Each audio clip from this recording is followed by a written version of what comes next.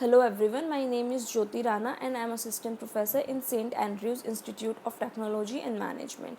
And today we are going to study about the nature and causes of fault in power system. सबसे पहले है protective relay. Protective relay से पहले मैं बता देती हूँ कि प्रीवियस लेक्चर में अभी तक हमने पढ़ा सिमेट्रिकल अनसिमेट्रिकल फॉल्ट के बारे में, सिमेट्रिकल कंपोनेंट्स के बारे में, सर्किट ब्रेकर, अपैरेटस, प्रोटेक्शन। सो प्रोटेक्टिव रिले क्या है? अब प्रोटेक्टिव रिले मेरी एक डिज़ाइन फीचर है मेरे पावर सिस्टम का। पावर सिस्टम का every part needs to be protected. अब जो मेरे फैक्टर्स हैं जो मेरी चॉइस ऑफ प्रोटेक्शन को इफ़ेक्ट करते हैं वो क्या क्या हैं? Type and rating of equipment, कि मेरे इक्विपमेंट का टाइप क्या है, उसकी रेटिंग क्या है। लोकेशन क्या है इक्विपमेंट की, मतलब मैंने अपने इक्विपमेंट को पावर सिस्टम में कहाँ पर प्लेस किया है, इंडोर है, आउटडोर है, ईजिली वो इफ़ेक्ट हो सकता है फॉल्ट से या उसको हम कवर कर सकते हैं। टाइप ऑफ फॉल्ट क्या है, सिमेट्रिकल है, अनसिमेट्रिकल है, सिस्टम की कंडीशन एबनॉर्मल है, नॉर्मल है, फॉल्ट कंडीशन है, और उसकी टोटल कॉस्ट क्या है। Then we have nature and causes of fault. अब nature and causes of fault क्या होता है पावर सिस्टम में? Any fault in the electrical apparatus is nothing but defect in the electrical circuit which makes current path directed intended from its intended path. अब electrical apparatus में जो electrical मैंने equipments अपने power system में use किए हैं उसमें जो भी फॉल्ट होते हैं वो फॉल्ट सिर्फ ये होता है कि उसके इलेक्ट्रिकल सर्किट में कुछ डिफेक्ट हो जाता है, जिसकी वजह से क्या होता है कि वो जो करंट की डायरेक्शन है वो उसके एक जो पाथ हमने डिज़ाइन किया था कि करंट इसी पाथ से फ्लो करेगा, वो उससे हटके करंट का जो पाथ होता है वो डायरेक्ट हो जाता है। अब इसके कॉजेज़ क्या क्या हो सकते हैं? Normally due to breaking of conductor और failure of insulation this fault occurs. अगर मेरा कंडक्टर टूट गया, 3 फेज था, सिंगल फेज था, कंडक्टर फॉल हो गया, कंडक्टर ब्रेक हो गया, ठीक है, या फिर इंसुलेशन फेलियर हो गया, तो मेरा सिस्टम में फॉल्ट अकर हो जाता है। The other reason for the occurrence of fault The other reason for the occurrence of fault include mechanical failure, accidents, excessive internal and external stresses. Other reason क्या हो सकते हैं मेरे फॉल्ट के? मैकेनिकल फेलियर, कोई उसके इक्विपमेंट ने काम करना बंद कर दिया, मैकेनिकल कोई फेलियर है, कोई एक्सीडेंट हो गया, कोई पेड़ उसके ऊपर गिर गया, ठीक है, ट्री फॉलिंग, लाइटनिंग, या फिर ऐसा कुछ हो रहा है। Excessive internal and external stresses. When a fault occurs on a system, the voltage of the three-phase system become unbalanced as the fault current are large. जब भी मेरे सिस्टम में कोई फॉल्ट अकर होता है तो जो उसकी 3 फेज वोल्टेज होती है, 3 फेज सिस्टम की जो वोल्टेज होती है वो अनबैलेंस्ड हो जाती है, क्योंकि जो फॉल्ट करंट की वैल्यू होती है वो मेरी ज़्यादा होती है as compared to rated current के, नॉर्मल करंट के। द अपैरेटस में गेट डैमेज, जिसकी वजह से जो मेरा अपैरेटस है, जो मेरा इक्विपमेंट है वो डैमेज हो जाता है। The flow of power is diverted towards the fault which affects the supply to the neighbouring zone. अब जब मेरे सिस्टम में फॉल्ट अकर हुआ और जो मेरे करंट का फ्लो था वो अब डायरेक्ट हो गया, ठीक है, डायरेक्ट पाथ का मतलब है कि वो अपने इंटेंडेड पाथ से डायरेक्ट पाथ हो गया, और जो उसमें नॉर्मल करंट था वो ज़ीरो होकर उसमें से फॉल्ट करंट फ्लो कर रहा है जिसकी वैल्यू रेटेड करंट से 10 to 15% हाई है।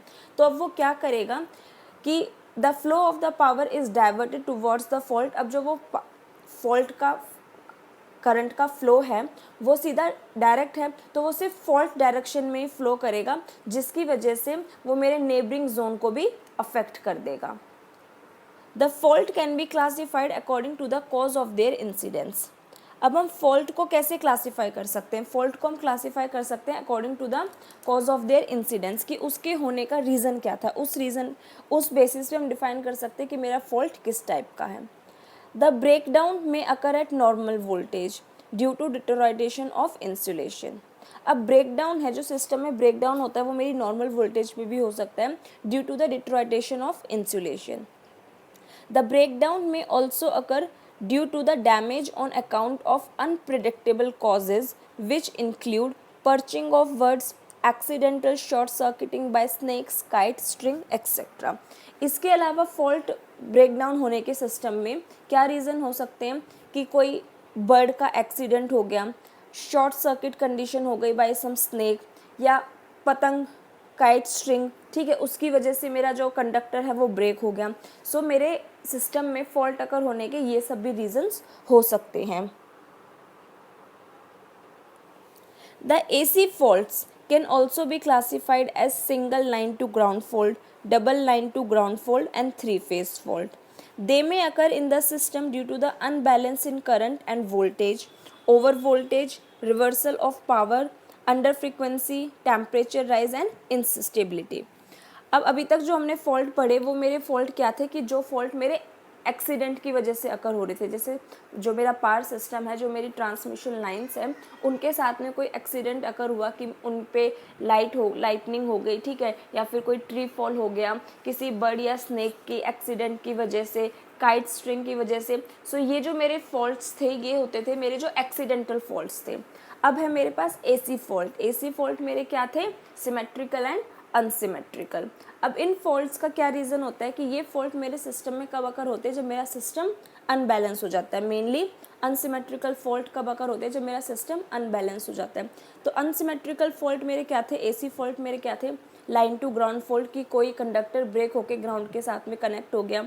डबल लाइन टू ग्राउंड, कोई दो कंडक्टर फॉल होकर ग्राउंड के साथ में कनेक्ट हो गए। थ्री फेज फॉल्ट की मेरा कंप्लीट थ्री फेज मतलब थ्री फेजेस में मेरा फॉल्ट अकर हो गया। They may occur in the system due to the unbalance. अब ये मेरे सिस्टम में क्यों अकर होते हैं? Due to the unbalance in current. अगर मेरे करंट की वैल्यू अनबैलेंस हो जाए या फिर मेरे वोल्टेज की वैल्यू अनबैलेंस हो जाए, ओवर वोल्टेज हो जाए, अंडर वोल्टेज हो जाए, रिवर्सल ऑफ पावर। पावर का रिवर्सल का मतलब है कि करंट की direction, flow of direction current की चेंज हो जाए, अंडर फ्रिक्वेंसी, या फिर टेम्परेचर राइज हो जाए, या फिर इंस्टेबिलिटी। सो एसी फॉल्ट का रीज़न क्या हो सकता है कि unbalance of current end voltage और फ्रिक्वेंसी। सो आई होप आप लोगों को nature and causes of fault समझ में आया होगा। फॉल्ट होने का रीज़न मेरा कुछ भी हो सकता है। ब्रेकिंग ऑफ कंडक्टर की वजह से भी हो सकता है, इंसुलेशन फेलियर की वजह से भी हो सकता है, मैकेनिकल फेलियर की वजह से भी हो सकता है, इंटरनल एंड एक्सटर्नल स्ट्रेस की वजह से भी हो सकता है। जब भी मेरा सिस्टम में फॉल्ट अकर होता है, जो थ्री फेज की वोल्टेज होती है वो अनबैलेंस हो जाती है, जिसकी वजह से जो फॉल्ट करंट है वो लार्ज हो जाता है और वो अपनी डायरेक्शन डायरेक्ट फॉल्ट की तरफ कर लेता है, जिसकी वजह से वो मेरे नेबरिंग जोन्स को भी अफेक्ट कर सकता है। मतलब जो नॉर्मल करंट का पाथ था वो उसको पाथ को छोड़ के सिर्फ फॉल्ट पाथ को फॉल्ट करंट फॉलो करता है। ठीक है, अब हम फॉल्ट को कैसे क्लासीफाई कर सकते हैं? फॉल्ट मेरा कोई एक्सीडेंट की वजह से भी हो सकता है मेरी ट्रांसमिशन लाइन पे, या फिर इंटरनल सर्किट के अनबैलेंस की वजह से भी हो सकता है। तो मैंने बताया कि इंटरनल अनबैलेंस क्या हो सकता है कि करंट या वोल्टेज की वैल्यू ज़्यादा या कम हो जाए, ओवर वोल्टेज अंडर वोल्टेज हो जाए, अंडर फ्रिक्वेंसी हो जाए, ठीक है, या फिर टेम्परेचर राइज हो जाए। इसके अलावा फॉल्ट किसके कैसे क्लासीफाई कर सकते हैं? कोई इंसिडेंट हो जाए, ब्रेक डाउन हो जाए due to normal voltage, due to deterioration of insulation, damage on account of unpredictability, include perching of birds, accidental short circuiting by snakes, kite string, etc. So ये सब होते हैं मेरे nature and causes of fault. अब factors are distributed in various part of the system. अब factors को हमने कैसे डिफाइन किया गया है पावर सिस्टम में? इक्विपमेंट, ओवरहेड लाइंस में जो मेरे टोटल नंबर ऑफ फॉल्ट अकर होते हैं वो 50% होते हैं। स्विच गियर्स में जो मेरे फॉल्ट होते हैं वो 15% होते हैं। ट्रांसफॉर्मर में जो मेरे टोटल नंबर ऑफ फॉल्ट्स होते हैं वो 12% होते हैं। केबल्स की वजह से जो मेरे फॉल्ट होते हैं या केबल्स में जो मेरे फॉल्ट होते हैं दे आर 10%। मिसलेनियस मतलब इनके अलावा 8%। Control equipment 3%। Current transformer and potential transformer 2%। अब type of fault and percentage occurrence, line to ground fault के सिस्टम में अकर होने के कितने परसेंट चांसेस होते हैं, ये मतलब है।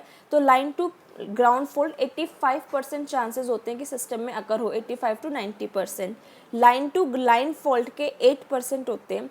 Double line to ground fault के 5%। और ऑल थ्री फेजेस कि कंप्लीट सिस्टम मेरा अफेक्टेड हो जाए इसके मेरे 2% या फिर लेस देन 2% चांसेस होते हैं। A large number of these faults are transitory in nature. The word transitory refers to the fault which remain for short duration of time. इनमें से ज़्यादातर जो मेरे फॉल्ट्स होते हैं वो मेरे सिस्टम में वो ट्रांजिटरी इन नेचर होते हैं। अब ट्रांजिटरी का मतलब क्या है कि जो मेरे सिस्टम में से शॉर्ट ड्यूरेशन के लिए रहते हैं। The zone in which current is very high but decreases rapidly is called subtransient. The zone in which current is very high, the zone fault अकर होने के बाद में जिस जोन में करंट की जो रेटिंग है वो सबसे ज़्यादा हाई होती है बट वो डिक्रीज भी रैपिडली होती है, उसको बोलते हैं subtransient state. After these first few cycles, the rate of current decreases in slower. अब ये क्या था, आई told you about transient and in transient सब ट्रांजिएंट. सो सब ट्रांजिएंट कंडीशन क्या थी कि जिस ड्यूरेशन में मेरे करंट की वैल्यू एकदम से रैपिडली हाई होती है, रैपिडली हाई भी होती है और वो रैपिडली डिक्रीज भी होती है. उसके बाद है सब ट्रांजिएंट. सब ट्रांजिएंट मेरा वो जोन होता है कि जब मेरे करंट की वैल्यू स्लोली डिक्रीज होना स्टार्ट होती है, उस जोन को बोलते हैं transient zone. The state remains for several cycles. ये वाली जो ट्रांजिएंट स्टेट है ये मेरी सेवरल साइकिल्स के लिए रहती है, मतलब ये रिपीटेडली अपने आप को 3 से 4 बार साइकिल्स में अपने आप को रिपीट करती है. After the transient state is over, steady state is reach. मैंने आपको transient and sub transient, when I told you about transient and sub transient, so I told you कि सब ट्रांजिएंट कंडीशन क्या होती है, transient क्या होती है और स्टेडी स्टेट क्या होती है. सो सेम चीज़ वहीं पे है कि एकदम से जब फॉल्ट कंडीशन में मेरे करंट की वैल्यू हाई होती है रेटेड करंट से ज़्यादा, लाइक अप्रॉक्स 10 to 20% हाई होती है, सो उस कंडीशन को बोलते हैं सब ट्रांजिएंट. वो करंट एकदम से हाई होता है और रैपिडली ही डिक्रीज होता है, ठीक है, तो उस पूरे जोन को बोलते हैं सब ट्रांजिएंट. उसके बाद जब वो डिक्रीज होना स्लोली डिक्रीज होना स्टार्ट होता है तो उसको बोलते हैं ट्रांजिएंट कंडीशन. और फिर वो जब एकदम से अपनी स्टेडी स्टेट कंडीशन, या उसको बोल सकते हैं कि नॉर्मल पे आ जाए या फिर वो बिल्कुल जीरो हो जाए, तो उसको बोलते हैं steady state cycle. During the steady state, the RMS value of the short circuit remains constant. अब स्टेडी स्टेट की कंडीशन में क्या होता है कि जो मेरी RMS वैल्यू होती है शॉर्ट सर्किट करंट की वो कांस्टेंट रहती है. The circuit breaker operates during transient state. अब मेरा सर्किट ब्रेकर किस कंडीशन में ऑपरेट करता है, it operates during transient state. A protective relaying scheme, the separate zone which is established around each system element. The significance of such a protective zone is that any fault occurring within a zone will cause the tripping of relays which cause opening of all circuit breakers located with that zone. अब protective relay कैसे काम करती है कि protective relay की scheme क्या है कि वो एक सेपरेट जोन इस्टेब्लिश करती है अराउंड ईच सिस्टम एलिमेंट, ठीक है, कि हर इक्विपमेंट, जैसे मैंने ट्रांसफार्मर यूज़ किया है, मैंने केबल्स यूज़ की हैं, मैंने सर्किट ब्रेकर्स यूज़ किए, जनरेटर यूज़ किया है, जितने भी मैंने इंडक्शन मोटर यूज़ किए, जितने मैंने इक्विपमेंट्स अपनी ट्रांसमिशन लाइन में यूज़ किए हैं, तो वो हर इक्विपमेंट के साथ में एक प्रोटेक्टिव जोन इस्टेब्लिश करती है. The significant of such a protective zone is that. अब उस प्रोटेक्टिव जोन का सिग्निफिकेंट वर्किंग क्या है, इम्पोर्टेंस क्या है कि that any fault occurring with in a zone, जब उस जोन के विद इन, मतलब उस जोन के अंदर जब भी कोई फॉल्ट अकर होगा, so the tripping of release which causes opening of, तो वहाँ की जो रिलेज हैं, प्रोटेक्टिव रिले हैं, वो ट्रिप हो जाएंगी और वो सारे सर्किट ब्रेकर्स को ओपन कर देंगे उस पर्टिकुलर जोन के. सर्किट ब्रेकर ओपन करके क्या करेगा कि वो हेल्दी पार्ट को और फॉल्टी पार्ट को अलग कर देगा. सो आई होप आप लोगों को प्रोटेक्टिव रिले की वर्किंग समझ में आई होगी. प्रोटेक्टिव रिले क्या है कि प्रोटेक्टिव रिले एक सेपरेट जोन इस्टेब्लिश करती है हर इक्विपमेंट के साथ में पावर सिस्टम में, ठीक है, और जब भी फॉल्ट अकर होता है किसी भी जोन में, पर्टिकुलर किसी भी जोन में, तो प्रोटेक्टिव रिले क्या करती है कि ट्रिप हो जाती है. ट्रिप होने की वजह से मेरे सारे सर्किट ब्रेकर्स को इंडिकेशन हो जाती है कि हाँ फॉल्ट अकर हुआ है, और वो सारे सर्किट ब्रेकर्स हेल्दी पार्ट को फॉल्टी पार्ट से आइसोलेट कर देते हैं. सो आई होप आप लोगों को protective relay and nature and causes of fault समझ में आया होगा. And still if you have any doubt regarding these topics then please do ask me. Thank you.